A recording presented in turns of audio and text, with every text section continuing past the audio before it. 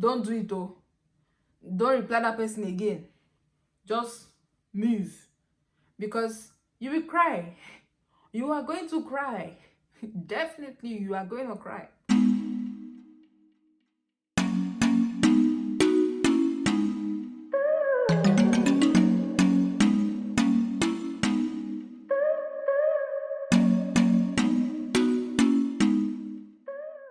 Hello guys, welcome back again to my YouTube channel.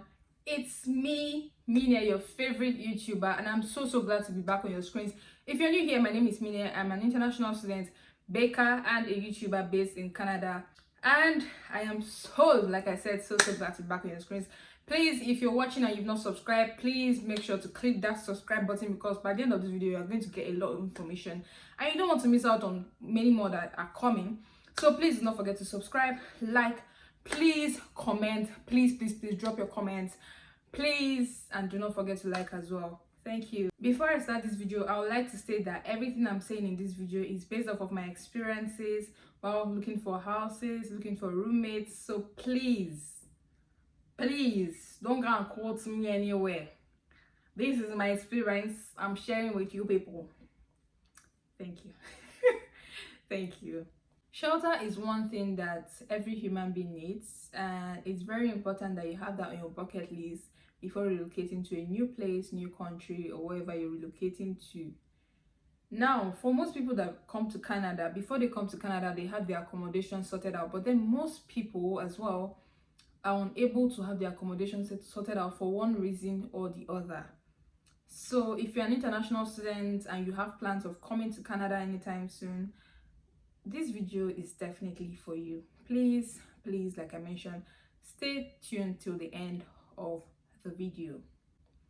Now, from what I have learned and things I have seen here, there are usually 4 accommodation options for international students when coming to Canada. The first one is the Airbnb option, the second one is staying on campus, the third one is renting an apartment, and the fourth one is renting a room or a basement in a house.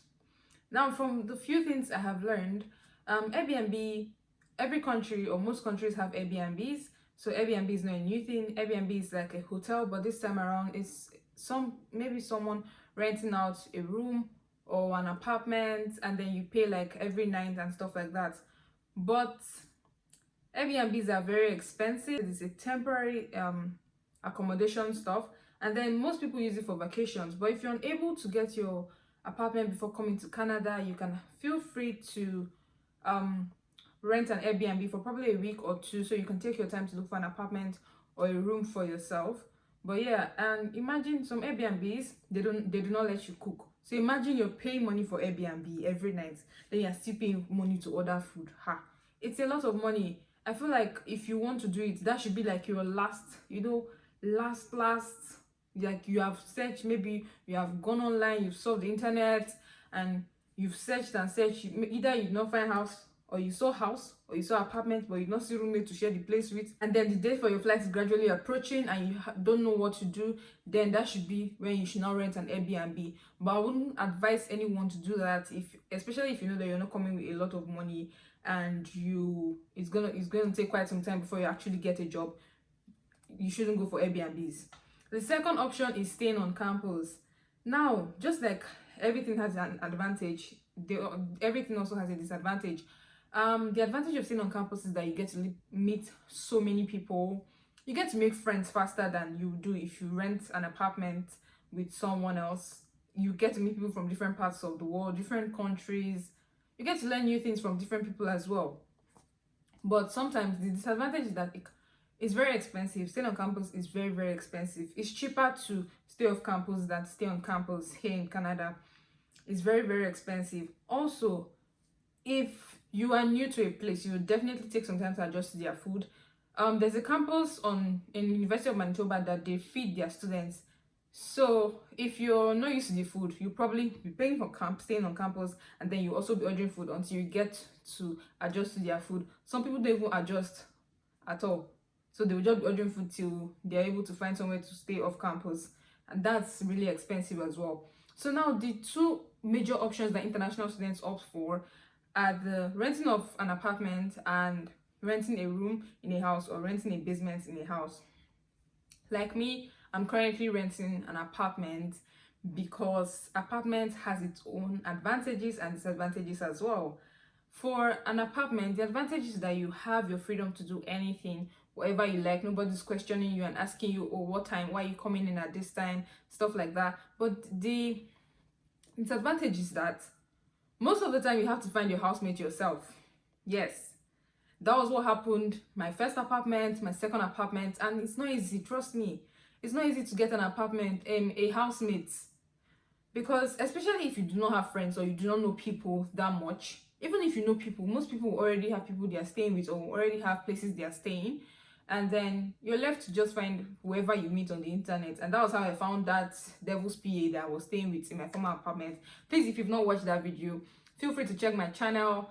It's a video concerning my housemate horror story. You will definitely learn how to be careful when you're looking for a housemate in that video. So please hurry now to that video and go and watch that video. Thank you. So yes, the thing is that here you have to look for, if you're getting an apartment, you have to look for a roommate or a housemate to share the rent with, because definitely the rent is very, very high. For a 2-bedroom, 2-bathroom, the average rent should be like 1,200.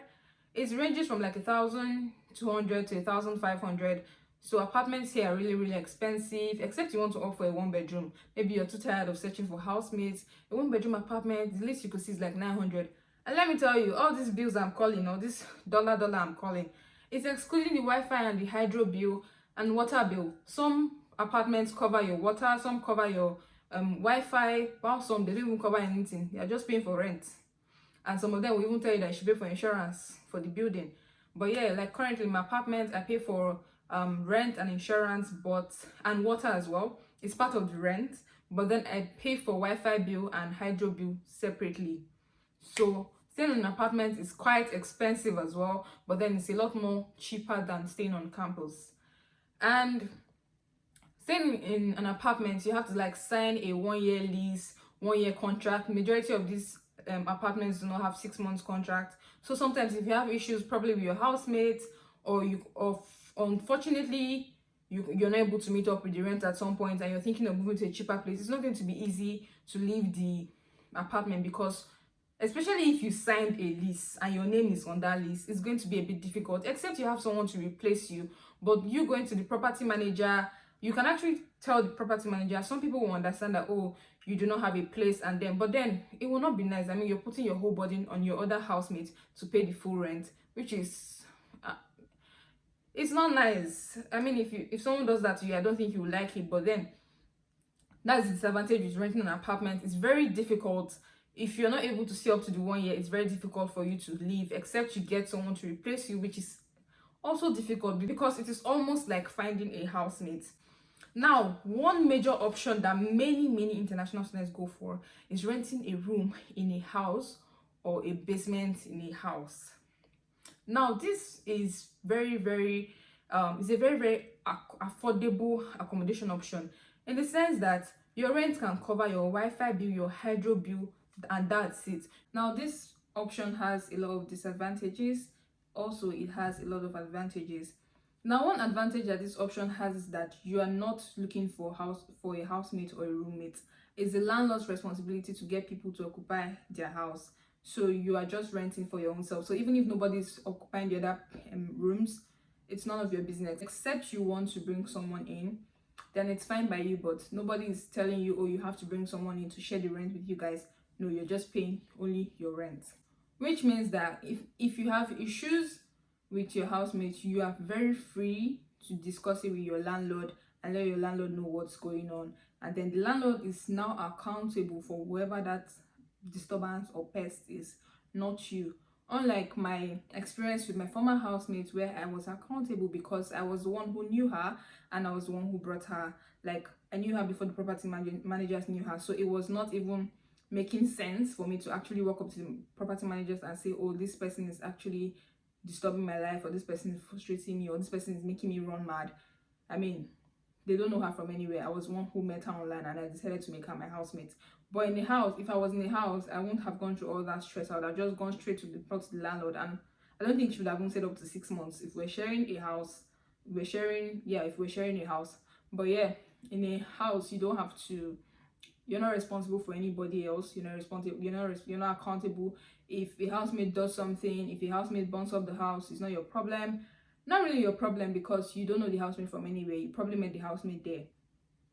I hope you understand what I'm trying to say. But yeah, another advantage of renting a room in a house is that it is affordable. Very, very affordable. By this I mean you can see a room for rent in a house for like $600, and this $600 covers your Wi-Fi bill, your hydro bill, whatever bill, covers everything. So that means every month you're paying 600, 600, 600, 600, regardless of how you use the hydro, how you use your heater, your AC, stuff like that. Your bill remains the same compared to an apartment where your rent, everything you spend based on bills fluctuates, because your hydro bill is not the same as last month. Your hydro bill for this month is definitely not going to be the same as last month. It's definitely not going to be the same as the next month, and stuff like that. I remember when I was looking for a place, when I wanted to run out of that my other apartment, because I was gradually losing it, and then I was like, you know what, I don't think I have the time to look for a housemate, because I tried looking for people to replace me. I didn't see. I tried, okay, let me get another apartment, but I didn't even see housemate to share the rent with. So I was like, okay, in the meantime, let me just rent a room in a house. And I remember it was $600, but then definitely you have to pay security deposit. Security deposit is half of your rent. Let me say your rent is like $900. Half of your rent is like $450. So for your first month, you're going to be paying the $900 plus the $450, which is security deposit. It's more like in case you destroy something in the landlord's house, it's from there they will collect that money. So at the end of your lease or your contract, if nothing, you didn't do too much damages to the house, there's a possibility that they will give you back your security deposit. If not everything, at least some of it. Like in the case of that my other apartment, I didn't even have conscience, or I didn't even have conscience to go and ask them for my security deposit. I mean, considering the fact that I left earlier, and I didn't do any damage to the house, I could have asked for the security deposit, but with the way that girl finished work in that house, we're even supposed to give them extra security deposit, because the damages in that apartment, they were not here. But yeah, I didn't get my security deposit for that apartment because of the damages. So be careful when you're renting a place. Don't damage too much so that you can collect your money back. You will need it. You will need the money. You will need it. Okay. So yeah, I just thought I should chip that in case people ask you, or a landlord should ask you to pay security deposit. It's not new to you. It's something that you do. You pay for just the first month, and that's it. And then subsequently, if your rent, like I said, if your rent was $900 and your security deposit is $450, instead of paying $1,350 or thereabouts for your first month, you're paying $900 subsequently until you leave the place. So I remember when I wanted to rent a room in a house, and then this house, everything, this house is well furnished, everything, and most of these houses, they come furnished. You don't even have to buy bed and stuff like that. But if you're renting an apartment, you have to furnish yourself. You have to buy bed, you have to buy table, some things like that, all these major things that you need as a student. But if you're renting a room, some landlords will make provision for you. They'll give you the bed, they'll give you reading table, everything is just there, just you and carry your load and moving. That's it. And then you're paying rent. You see the benefit that comes with renting a room in a house. So I got there now, everything is fine, bed and everything, just that I was supposed to share a bathroom with another person, which is something that some people may not like. Problem with this is that if you're renting a room in a house, you're likely to share bathroom with like 2 or 3 people. If you're not comfortable with that, then I would say you should rent an apartment or discuss with the landlord. Some landlords have a provision where you can rent a room and rent the bathroom, but it's going to be at a higher cost compared to if you're renting the room alone and sharing the bathroom with other people. So I got to this place and I like it. It's fine. Everywhere is furnished and stuff like that. But then the rules, the rules, Jesus. That is why I don't live in a house. I don't think of renting room in fact, I can't think of it because the rules are too plenty. I got there, this person is telling me, oh, you cannot bring more than 2 friends over. You cannot do this one. You cannot do this one. For just the rent room. Hey God. You can't do this one. Don't throw party. Don't bring more than 2 friends. Don't do like this. And yes, I understand. It's not like I want to bring the whole Winnipeg to your house. But at least So like I have my peace in my apartment, I can bring 20 people to my house, nobody will ask me question. But that house now, imagine, these rules are very very strong, especially if the landlord or the landlady is still occupying the place. Yeah, they're just doing this for their security. And some people will tell you, oh, by 11 p.m. if you're not back home, just don't come back. I understand it for their security, but those rules, they are too plenty. Like me, I know I'm someone that cannot deal. I'm that type of person that can't deal with such. If you know you're someone who cannot deal with any of that or any of those rules, it's better you just find people that will rent an apartment with you and you guys will share the rent and stuff like that. But if you look at the renting of room in a house or renting a basement in a house, there are more advantages than the disadvantages are. Now, one problem with renting a basement, which is what I would not advise people to do, is that basement, well, number one, why would you want to go and stay underground? Like, are you not feeling somehow that people are matching you? Number two, basements are usually very very cold during winter and very hot during summer. Very very cold during winter, like even the heater will not help your life, except you have like a personal heater in your room, but the overall heater in the building is definitely not going to help you. But I will not advise anybody. Why would you want to go and stay underground? I mean, when you can actually rent a room in a house and you still be paying the same amount. Reason it, think of it. I remember when I used to have a friend that used to live in a basement. Whenever I go to visit, I used to feel like somebody is choking me. It's just so inside. It's just as if you're under the ground. And your window, you're only seeing the legs of human beings. You're not even seeing their faces. It's just so mushy inside. I don't understand. It's just too inside. But the best option for you, if you want to rent a place in a house, is to rent a room in a house. There are so many landlords that are very very nice. And yeah, also I forgot to mention, for apartments, the way apartments do, your rent has to be in your account before the first of every month. Like you guys know, or you must have heard, rent is usually paid monthly in Canada. If your rent is not in your account by the first of every month and you're renting an apartment, you'll be charged a late fee fine, and definitely you're going to have to pay. That's if the money bounces, you're going to have to pay. You can probably go to the office. I don't know how you do it, but here, if your rent is late, your payment is late, you go to the office and make payments, and then you charge a late fee fine of almost $100, which is added to the rent, which is sad.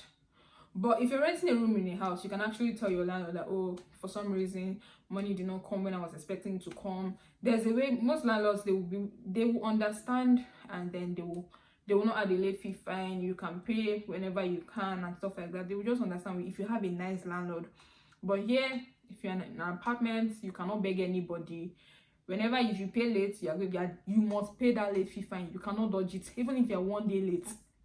I remember this time, I actually put the money in my account, and then I didn't remember that insurance company took theirs, and then my rent was short of $3. Just $3. I thought I had put the whole money in the account, so I didn't want to like put over. And then I was like, Jesus. And I actually had this money in my other account to move to the account. And you guys, guess what? I went to the account and I definitely paid the late fee fine. Meanwhile, it was just $3. I didn't even know how to start crying. Because what will I tell them that, oh, sorry, it was just short of $3, blah, blah, blah, blah, blah, blah. And I had time to check this account to know if the money was there. I would have actually just made the transfer from my other account to this account. But I was sure that the money was complete, and I miscalculated, and the insurance took money, and then my rent was short, and then short of just $3. And even if it's short of 10 cents, you paid the late fee fine. That's the disadvantage of staying in an apartment. You cannot negotiate, oh, sorry, my rent came in late. Definitely you pay the late fee fine. And then hydro bill fluctuates, like I said earlier. It depends on your usage actually. So if you're the type that's trying to like not spend a lot of money on bills, you can actually not. I visit most apartments and they will always turn off their lights, stuff like that, which is also very important. So your bill is not too much. Like I think last month my bill was like $14, because me, I know what am I using light to do? I don't consume a lot of electricity. I don't consume a lot of. The only major things I use in this apartment, the dishwasher and the washing machine, and that's it. Water bill is part of the rent. Water is part of the rent here. It's covered in the rent, so I don't even have problem using water as much as I want to use the water. But then the dishwasher and the laundry, washing machine, everything is covered here. So, but yeah, Now, one thing with apartments, there are documents that the property managers will ask for. Some of them can ask you for bank statements. Some will ask you for 1 year distance letter from your especially if you're maybe you've already stayed for like a year or 6 months and you're planning, maybe you're renting a room and you're planning on moving to an apartment. Some will ask you to go and bring letter from your employer. All this stress. But when you want to rent a room in a house, they don't even ask for too much. Most of them, they won't ask for anything. They just ask for the rent. You sign the lease and you move in. And staying in a room, renting a room in a house, you can always terminate your contract. But one other benefit with renting an apartment is that you can file taxes for your rent, living in an apartment. But renting a room in a house, most landlords do not file taxes for their tenants. I'm going to do a whole video on tax filing and process and the benefits of tax filing sometime. I'm not sure when, but yes, just like you file taxes for your job, your school fees and stuff like that, you can file taxes for your rent. But in houses, most landlords do not do that. You could ask, but majority of them don't do that. They just collect rent, because most of the time you're not paying taxes as you're paying the rent. But yeah, that's it. So since we're done with all of that, I just want to mention the sites you can find all these places. The first site is Kijiji. Everybody knows Kijiji, but let me tell you, Kijiji, you see that place? Be careful when you're on Kijiji. Don't just give information to just anybody because you're looking for a place. Just like you be careful on social media, be careful on Kijiji. Don't give anybody your account information. Don't pay for anything until you've seen it. Now, another site you can actually get a housemate and look for a house as well is roomies.ca. Now, this one, you don't have to pay for it. It is free. There are options to pay, but then the free one, you can actually just, make use of it and to work for you. Now, I mentioned just 2 sites because these are the sites I have used and I have worked with, and they gave me, both of them gave me good results, even though I didn't make use of them, but then they were very, very okay. So please feel free to visit these sites and yes, put up your ad. Let me say, okay, I'm probably looking for a room or an apartment, a room in a house or an apartment. This is the way I'll do it. My name is Mine. I'm an international student from Nigeria. I'm currently in the U of M. You can decide to say the course you're studying or not if you want to. I'm a non-smoker. I do not like pets. And I would love to share a room with a guy if you want to, or a girl, share a house with a guy or a girl if you want to. Whatever preference, whatever country, you can say, oh, I'm strictly open to my fellow Nigerians, I'm strictly open to my fellow Ghanaians, I'm strictly whatever. You can even say, I'm open to any country. You can be open to any country. I'm open to any country. I'm a very social person. I love talking, but at the same time, I'm a very quiet person. I do not like noise. I love to party, but not every time. I love music. Just tell them what you like, and you'll probably find someone that is like you. Because if you don't say all these things, it's not easy for them to get to you. If you tell them, oh, you can say your age. You need somebody of so age range so that you and this person can be friends, stuff like that. Nobody's stopping you from doing anything. You can say, I prefer to have someone that is, maybe this person is in the same department as you. You want this person to be in the same department as you are. Definitely, people are going to talk to you. And then do not forget to put your budget. My budget for my rent every month is $800, including hydro bill, Wi-Fi bill, whatever bill that comes with it, $800. My budget is $600. Definitely, people are going to text you. People are going to contact you. You can now tell them that feel free to contact me. You can put your number if you want to put your number, or you can put your email address, or you can use the site and then they will send you messages. Feel free to message me if you're interested. Or if you have a place and you do not have a housemate, you can say, I have a place that is available for rent, but I'm looking for someone to share the place with me. The rent is so amount, hydro bill is excluded, Wi-Fi bill is excluded, stuff like that. Some landlords will even reach out to you and tell you, oh, I have a room available, it's very close to the U of M, 10 minutes by bus, blah blah blah blah blah, and stuff like that. And then you have it. But like I said, be very, very careful. There are scammers everywhere, and you never can tell them. Be careful. If they start asking for account details, oh, I need to make transfer for the rent so that when I come I can just move in, don't do it though. Don't reply that person again. Just move, because you will cry. You are going to cry. Definitely you are going to cry. So if you don't want to cry, you don't want to throw away money, because they will collect the money in split seconds and there's nothing you can do except you're very fast and you notice it. But yeah, be careful. Be very, very careful. It's on this note I have come to the end of this video. I hope you learned something new. Please, I'm begging you guys, please subscribe to my channel. Do not forget to comment on this video. Please, you people, I appreciate the comments I get in my DMs, but it would be nice if you drop these comments in the comment section. I mean, let's be honest, I bring this video to you on YouTube, I not bring it to you in your DM. So it would be nice. I mean, I like the comments, or the compliments, they're very nice. But if you can do the both of them, you compliment me in my DM, compliment me in the comment section, it's going to work well for both of us. What do you think? I mean, please comment, please subscribe if you haven't subscribed to this channel. Please, you definitely learn a lot of things from this channel. And like this video, like if you've not liked it as you're watching, like it, click that like button, click on it, don't hesitate to click on the like button. Thank you for watching. I'll see you in my next video. Bye.